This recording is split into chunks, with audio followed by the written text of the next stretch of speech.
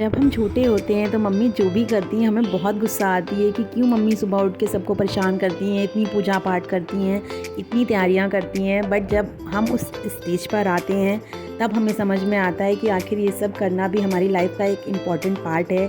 Hello friends, how are you? Welcome back to my another vlog. तो आज मेरे घर में है जगन्नाथ जी की पूजा, जगन्नाथ भगवान की पूजा। बहुत लोग इस पूजा के बारे में जानते होंगे लेकिन बहुत लोग नहीं भी जानते होंगे। तो मैं आपको बता दूं, जगन्नाथपुरी में जो भगवान हैं वो कृष्ण भगवान का ही एक रूप हैं। तो उनकी भी पूजा होती है, हमारे यहाँ होती है, मेरी सास करती थी। उनके जाने के बाद किसी कारणवश ये पूजा घर में नहीं हो पाई, लेकिन जब मैं अपने नए घर में शिफ्ट हुई तो मुझे ऐसा लगा कि मुझे ये पूजा शुरू करनी चाहिए। जगन्नाथ भगवान की पूजा आराधना बहुत फलदायी है और इसका असर मैंने खुद अपने घर परिवार पर देखा है।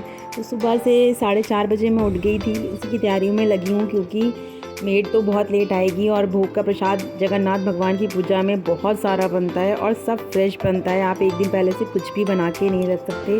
तो मैंने सोचा पहले मैं पूरा डाइनिंग एरिया में अपने झाड़ू पोछा कर लेती हूँ। भोग का प्रसाद बनाने के लिए किचन वगैरह क्लीन कर लेती हूँ। उसके बाद नहा के मैं प्रसाद बनाऊँगी, तब तक मेड भी आ जाएगी, बाकी का काम वो देख लेगी। तो फिलहाल मैंने झाड़ू पोछा कर लिया और मैं नहाने जा रही हूँ।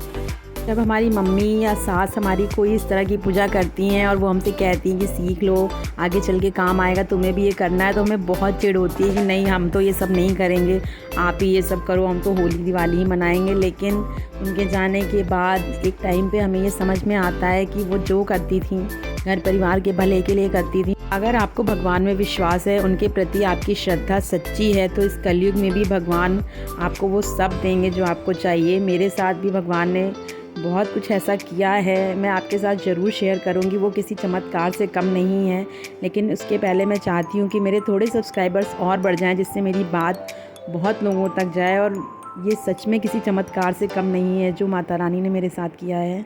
तो मेरी तो भगवान के प्रति श्रद्धा बहुत ही ज़्यादा है।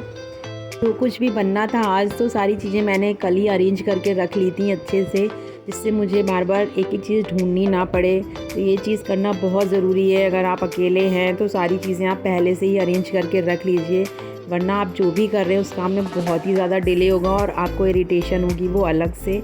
तो कम से कम 6-7 चीज़ें अभी बनानी है मुझे। गुजिया वगैरह भी बनेगी, अभी पंचामृत बनेगा, गुण धनिया बनेगी। अभी मैं आपको सब दिखाऊंगी कि मैं क्या क्या बना रही हूँ। और अगर आप भी जगन्नाथ जी की पूजा करते हैं या करने वाले हैं या जिसको इसके बारे में जानना है, उनको इस वीडियो से बहुत ज़्यादा हेल्प मिलने वाली है। तो इस वीडियो को आप पूरा ज़रूर देखिएगा।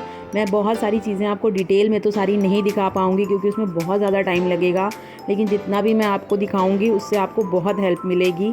तो एक तरफ मैंने सूजी चढ़ा दिया है, हलवा बनेगा, और एक तरफ मैं गेहूँ भून रही हूँ। गुड़ धनिया के बारे में लोग जानते होंगे, गेहूँ भून के उसे गुड़ में का पाक करके उसमें मिलाया जाता है, उसे ही गुड़ धनिया कहते हैं। तो जब भी नई फसल होती है गेहूं की, तो ये चीज़ें पूजा पाठ में बनती हैं, तो वो भी बनेगी। और जितनी भी चीज़ें बनेंगी सारी ही मीठी बनेंगी, क्योंकि जगन्नाथ भगवान की पूजा में सारी मीठी चीज़ें ही चढ़ती हैं, नमक का यूज़ इसमें नहीं होता है। गेहूँ मैंने भून लिया था, अच्छे से भून लिया था। अब मैं ये गुड़ को मेल्ट करके उसे बहुत ज़्यादा खौलाना नहीं है, अदरवाइज़ जो आपकी गुड़ धनिया वो टाइट हो जाएगी। बस हल्का सा बॉयल आने तक ही उसे खौलाना है। और ये देखिए, और इसमें आपको गेहूँ मिला देने हैं और गेहूँ अच्छे से कोट हो जाएंगे और आपकी गुड़ धनिया जो है बनके रेडी हो जाएगी। मैंने इसमें गेहूँ ऐड कर दिया है और एक तरफ मेरी सूजी भी फ्राई हो चुकी है और गुड़ धनिया भी मेरी बनके रेडी हो गई है। मैं इसे एक बोल में ट्रांसफ़र कर लूँगी। तो मैं अपनी चीज़ों को कुछ इस तरह से मैनेज कर रही हूँ कि एक साथ मेरी 2-2, 3-3 चीज़ें बन के रेडी हो जाएं।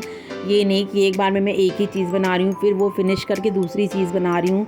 तो आप देख रहे होंगे मेरी जो सूजी है उधर भुन गई थी, मैंने उसमें पानी ऐड कर दिया है हलवे के लिए। और एक तरफ मैंने खोया और ड्राई फ्रूट्स जो है वो अपने रोस्ट कर लिए थे क्योंकि गुजिया भी बनानी है। तो देखिए कितनी जल्दी मेरी 2 से 3 चीज़ें जो हैं बन के रेडी हो गई हैं। हलवा भी मेरा रेडी है, मेरी गुड़ धनिया रेडी है, और मेरी गुजिया की जो तैयारी थी मेवे की और खोए की वो भी रेडी हो चुकी है। और अब मैं बना रही हूँ पंचामृत। तो मैंने ड्राई फ्रूट्स वगैरह कल ही काट लिए थे, बस मुझे उसे मिक्स करना है। तो मेरी आप देख रहे हैं देखते ही देखते 2 से 3 चीज़ें बन के रेडी हो गई हैं। इसके बाद मैं गुजिया की तैयारी करूँगी क्योंकि उसमें सबसे ज़्यादा टाइम लगना है, और पूड़ी और मीठी पूड़ी भी बनानी है। तो 15 मिनट बनाने के बाद मैं आटे का जो है डो लगा लूँगी, जो भी मुझे बनाना है। सारे डो मैं एक साथ ही रेडी कर लूँगी बना के। इसके पहले मैं किचन भी थोड़ी बीच बीच में क्लीन कर रही हूँ, जिससे बहुत ज़्यादा किचन फैले ना। तो खोया जो मेरा ठंडा हो गया था, तो मैंने उसमें चीनी और ड्राई फ्रूट्स जो भी मैंने कट किए थे, इलायची पाउडर, वो सब मैं ऐड कर रही हूँ और इसे मिक्स करके एक तरफ रख दूँगी। जब तक ये ठंडा होगा तब तक मैं अपने आटे जो भी हैं, पूरियाँ वगैरह बनानी है, उसका डो लगा लूँगी।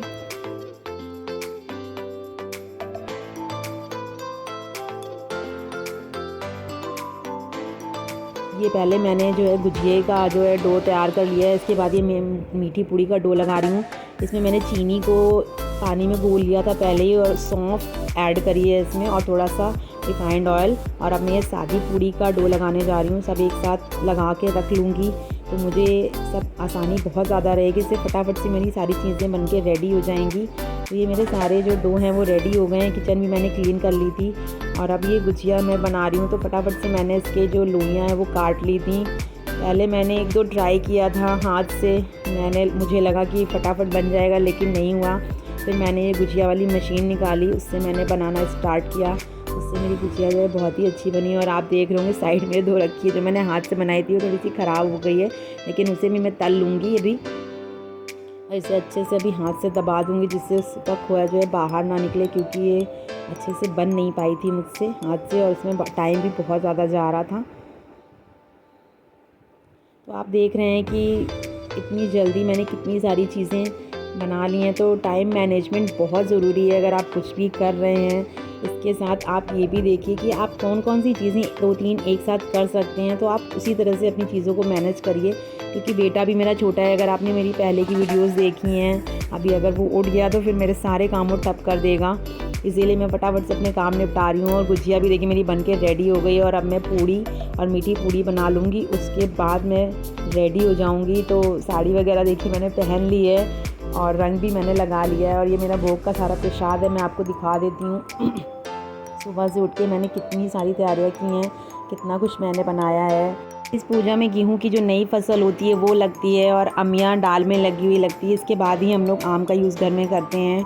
और सारा भोग का प्रसाद मेरा बन के तैयार है, और सब मैंने एक जगह अरेंज करके रख लिया है। और अपने हस्बैंड को बोल दिया है कि वो सारी चीज़ें एक एक करके ऊपर पहुंचा दें, क्योंकि जो मेरा मंदिर है वो फर्स्ट फ्लोर पर है। तो सारी चीज़ें मैं एक साथ तो नहीं ले जा सकती, इसलिए मैंने उनकी हेल्प ले ली है।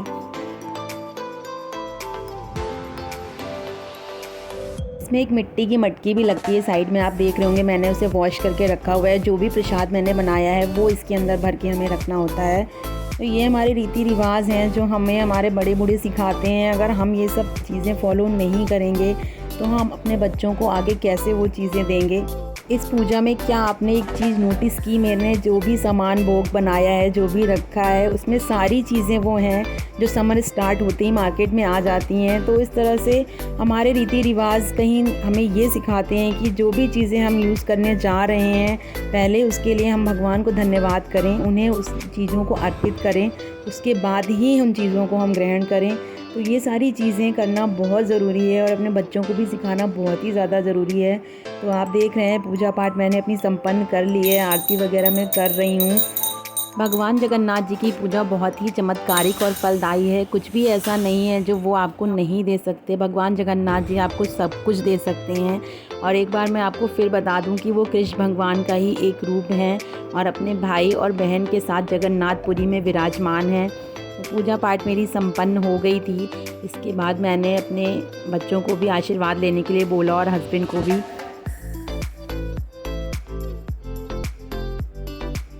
मेरे आज के इस व्लॉग में मेरे 300 सब्सक्राइबर कंप्लीट होने के लिए आपको दिल से थैंक यू बोलना चाहती हूँ। आप लोगों का बहुत प्यार और सपोर्ट मुझे मिल रहा है। आप लोग मेरे व्लॉग्स पसंद कर रहे हैं। तो जिस तरह आप मेरे व्लॉग्स पसंद करते हैं, देखते हैं, उसी तरह मेरे आप शॉर्ट्स भी ज़रूर देखिएगा, जिससे आपको मेरे बारे में, मेरी पर्सनालिटी के बारे में, मेरी हॉबीज़ के बारे में और बहुत कुछ जानने को मिलेगा।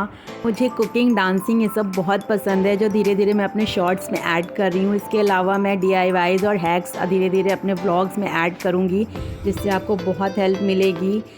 लेकिन इसके लिए मुझे आपका बहुत सारा प्यार और सपोर्ट चाहिए। तो जाने से पहले मेरे चैनल को लाइक, शेयर और सब्सक्राइब करना बिल्कुल मत भूलिएगा। Thanks for watching and don't forget to subscribe.